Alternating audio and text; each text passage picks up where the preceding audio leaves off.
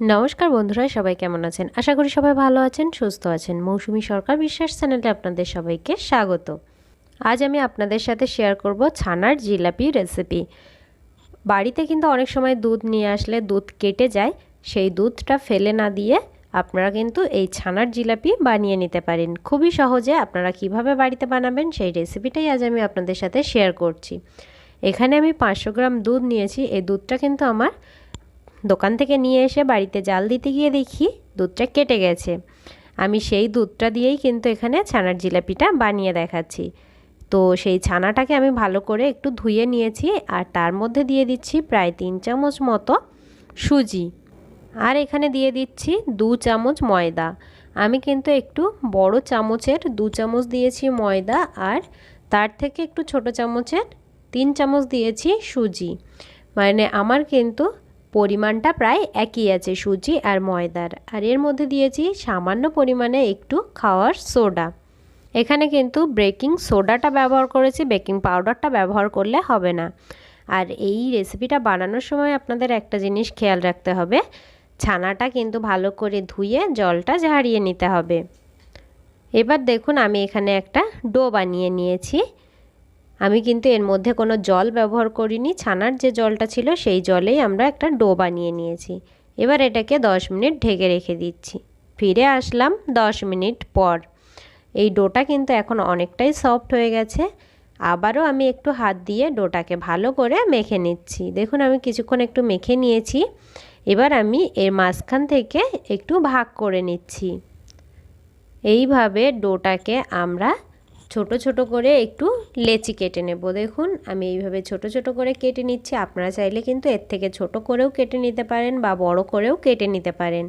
আমি এই সাইজের করছি, আপনারা কিন্তু নিজেদের পছন্দ মতো বানিয়ে নেবেন।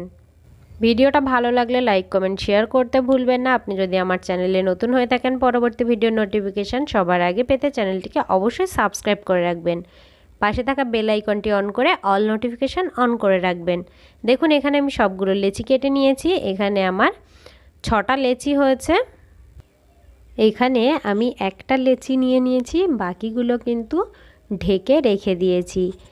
আর এই লেচিটা নিয়ে এইভাবে হাতের সাহায্যে কিন্তু ভালো করে প্রথমে একটু গোল করে তারপর এইভাবে হাতের সাহায্যে আপনারা ঠিক এইভাবে করে নেবেন।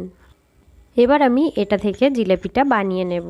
তার জন্য কিন্তু আমি এখানে দেখুন এইভাবে লম্বা করে একটু করে নিয়েছি। এটা কিন্তু আপনারা চাইলে আরেকটু সরু করেও করে নিতে পারেন। এবার এইভাবে একটু মুড়ে আপনারা জিলিপির আকার দিয়ে নেবেন। জিলিপি তো সবাই দেখেই থাকবেন, জিলিপিটা কেমনভাবে বানায় আপনারা দেখেছেন। তো সেইভাবে মোটামুটি আমি একটা শেপ দিয়েছি। আমি অতটা ভালো পারি না, যেমন পেরেছি সেইভাবে করে আপনাদের দেখিয়েছি। আপনারা কিন্তু এইভাবে অবশ্যই ট্রাই করতে পারেন। এবার আমরা জিলিপিগুলো ভেজে নেব। তার জন্য আমি এখানে একটা কড়াই বসিয়েছি। কড়াইয়ের মধ্যে দিয়ে দিয়েছি পরিমাণ মতো সাদা তেল। আর এখানে আমি কিন্তু সমস্ত জিলিপিগুলো বানিয়ে নিয়েছি। দেখুন আমি এইভাবে বানিয়ে নিয়েছি। তেলটা এখানে আমার গরম হয়ে গেছে। দেখুন আমি কিন্তু হাত দিতে পারছি, এমন গরম হয়েছে, কিন্তু হাত ডুবিয়ে রাখতে পারছি না। তেলটা কিন্তু আমাদের ঠিক এই রকম গরম করে নিতে হবে। খুব বেশি গরম বা খুব বেশি ঠান্ডা রাখা যাবে না। আর এই সময় কিন্তু গ্যাসের ফ্লেমটা একদম লো ফ্লেমে রাখবেন, হাই ফ্লেম বা মিডিয়াম ফ্লেমে করা যাবে না। এবার আমি সমস্ত জিলিপিগুলো এর মধ্যে দিয়ে দিচ্ছি। এইভাবে জিলিপিগুলো সব তেলের মধ্যে দেওয়ার পর আমরা কিন্তু প্রথমেই খুন্তি ব্যবহার করব না। এইভাবে একটু কড়াই ধরে নেড়ে দেব। দেখুন ওপরে জিলিপিগুলো ভেসে উঠেছে। এবার আমরা খুন্তি বা চামচ দিয়ে এই জিলিপিগুলো কিন্তু একটু উল্টে দেব। এইভাবে আরও কিছুক্ষণ একটু ভেজে নেব। অন্যদিকে আমি চিনির শিরাটা বানিয়ে নিচ্ছি। তার জন্য দিয়ে দিয়েছি 1 বাটি চিনি, আর দিয়ে দিচ্ছি এর মধ্যে 1 বাটি জল। আমরা কিন্তু যে বাটিতে চিনি দিয়েছিলাম সেই বাটির 1 বাটি জল এর মধ্যে দিয়ে দিলাম। আর দিয়ে দিচ্ছি একটা এলাচ। আপনারা কিন্তু এলাচটা দিতেও পারেন, আবার এলাচটা যাদের পছন্দ না তারা নাও দিতে পারেন। এলাচ না দিলে এর মধ্যে আপনারা লেবুর রস ব্যবহার করতে পারেন।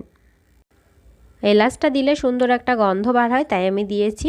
দেখুন এখানে আমার কিন্তু চিনির শিরাটা হয়ে গেছে। আমি খুব বেশিক্ষণ এটা ফোটাবো না। আমি মোটামুটি 5 মিনিট মতো হাই ফ্লেমে এটা ফুটিয়ে নিয়েছি। অন্যদিকে জিলিপিগুলোও আমাদের ভাজা হয়ে গেছে। জিলিপিগুলো ভাজার সময় কিন্তু একটা জিনিস আপনাদের খেয়াল রাখতে হবে, লো ফ্লেমে কাজটা করতে হবে। যখন দেখবেন একটু এই রকম গোল্ডেন ব্রাউন হয়ে গেছে তখন কিন্তু মিডিয়াম ফ্লেমে কালার আনার জন্য আপনারা একটু ভেজে নিতে পারেন। আমি এখন মিডিয়াম ফ্লেমে এটা একটু ভেজে নিয়েছি, দেখুন কালার চলে এসছে আমার। আমি এবার জিলিপিগুলো তুলে নিচ্ছি। আপনারা কিন্তু এইভাবে বাড়িতে অবশ্যই ট্রাই করবেন আর আমাকে কমেন্ট করে বলবেন রেসিপিটা আপনাদের কেমন লেগেছে। এবার দেখুন চিনির শিরাটা কিন্তু গরম আছে আর এই জিলিপিগুলো কিন্তু খুব গরম নেই। জিলিপিগুলো আমি হাত দিয়ে ধরে রাখতে পারছি, সেই রকম গরম অবস্থায় আমরা দিয়ে দেব। আপনাদের কিন্তু এই জিনিসটা খেয়াল রাখতে হবে, জিলিপিটা কিন্তু গরম গরম দিয়ে দেবেন না, জিলিপিটা একটু ঠান্ডা করে তারপর গরম চিনি শিরার মধ্যে দিয়ে দেবেন। এবার এটাকে আধ ঘন্টার জন্য আমি ঢেকে রাখছি। আধ ঘন্টার জন্য এটাকে ঢেকে রাখলে এটা কিন্তু বেশ ফুলে যাবে। ফিরে আসলাম, দেখুন আধ ঘন্টা পর জিলিপিগুলো কতটা ফুলে গেছে আপনারা কিন্তু দেখলেই বুঝতে পারছেন। এটাকে আপনারা সারা রাতের জন্যও রেখে দিতে পারেন। আমি এটাকে আরও 10 মিনিটের জন্য ঢেকে রেখে দিচ্ছি, তারপর আপনাদের সার্ভ করে দেখাচ্ছি। আপনারা দেখুন আমি কিন্তু এখানে জিলিপিগুলো তুলে নিয়েছি একটা প্লেটে। জিলিপিগুলো কেটে আপনাদের আমি দেখাচ্ছি, দেখুন কতটা সফট হয়েছে জিলিপিগুলো। আপনারা কিন্তু দেখলেই বুঝতে পারছেন। সবাই বাড়িতে এইভাবে ট্রাই করবেন আর ভালো থাকবেন।